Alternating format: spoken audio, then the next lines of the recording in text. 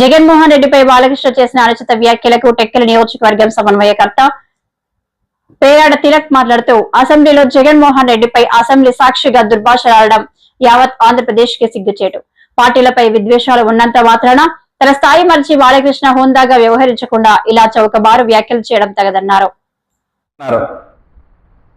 నిన్న ఒక సైకా అంటాడు ఒక ఆయన మెంటలిస్ట్, అతను బాలకృష్ణ గారు, హిందూపురం ఎమ్మెల్యే గారు బాలకృష్ణ గారు, నందమూరి బాలకృష్ణ గారు ఎన్టీ రామారావు గారు కుమారుడు, చంద్రబాబు నాయుడికి బామ్మర్ది. అది ఇంట్లో కాల్పులు జరిపితే మరి భార్య వల్ల కాల్పులు జరిగాయా, నీ వల్ల జరిగాయో? ఆ రోజు జరిగాయి కదా కాల్పులు ఇంట్లో,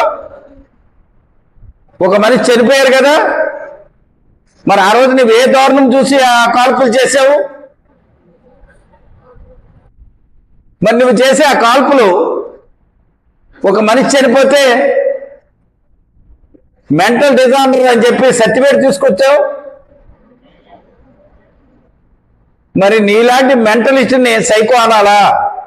ఈ రాష్ట్రంలో ప్రతి పేదవాడికి సంక్షేమ పథకాలు ఇచ్చి 5 సంవత్సరాలు ప్రతి పేదవాడు మనసు దోచుకుని సుపరిపాలన ఇచ్చిన జగన్మోహన్ రెడ్డిని సైకో అనాలో మీరే చెప్పండి.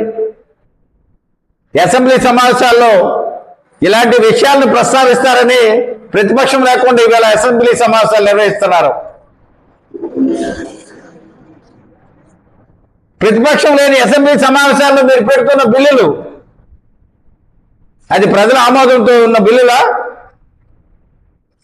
ఏ బిల్లుకైనా ప్రజా ఆమోదం ఉందా?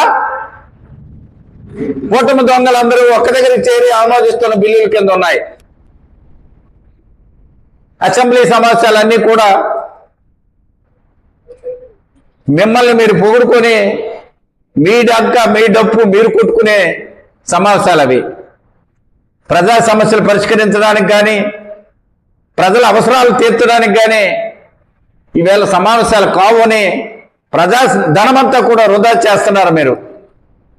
అందుకు బాలకృష్ణ గారు మతి స్థిమితం లేని మాటలు మాట్లాడి ఈ రాష్ట్ర ప్రతిష్టని పరువుని తీసేసిన బాలకృష్ణని ముందు శాసనసభత్వాన్ని నుంచి బర్తరఫ్ చేయమని డిమాండ్ చేస్తున్నాం.